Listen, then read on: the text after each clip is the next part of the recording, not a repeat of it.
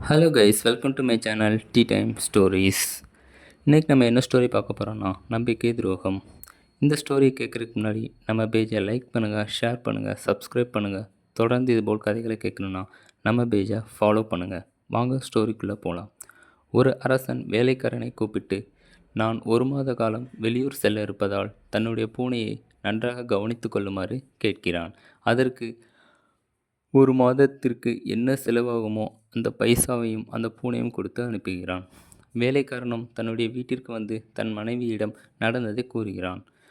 ஆனால் மனைவியோ கணவனிடம், இந்த பூனைக்கு இந்த பணத்தை செலவு செய்ய வேண்டாம், அதற்கு பதிலாக நமது குடும்பத்திற்கு செலவு செய்யலாம், நமது குடும்பம் வறுமையில் இருக்கிறது என்று கூறுகிறாள். உடனே இந்த வேலைக்காரனும் யோசித்து பார்த்து அப்படியே செய்யலாம் என்று அந்த முழு பணத்தையும் தன் குடும்பத்திற்காக செலவு செய்து அந்த பூனைக்கு சரிவர உணவு கொடுக்காததால் அந்த பூனை எலும்பும் தோலுமாக இருக்கிறது.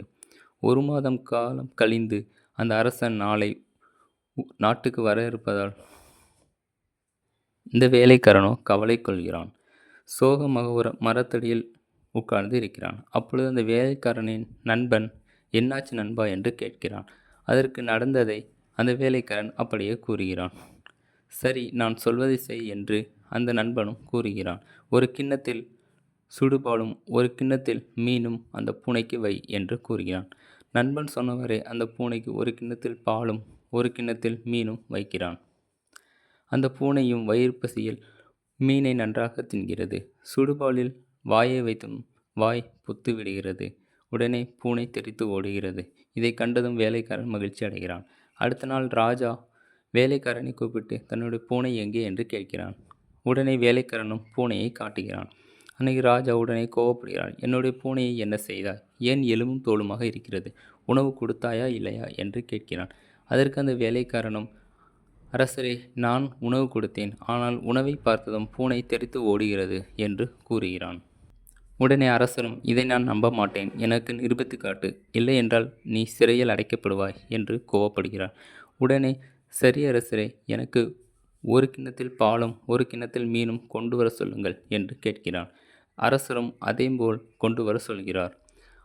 அந்த பாலையும் மீனையும் பார்த்த பூனை தெரித்து ஓடுகிறது.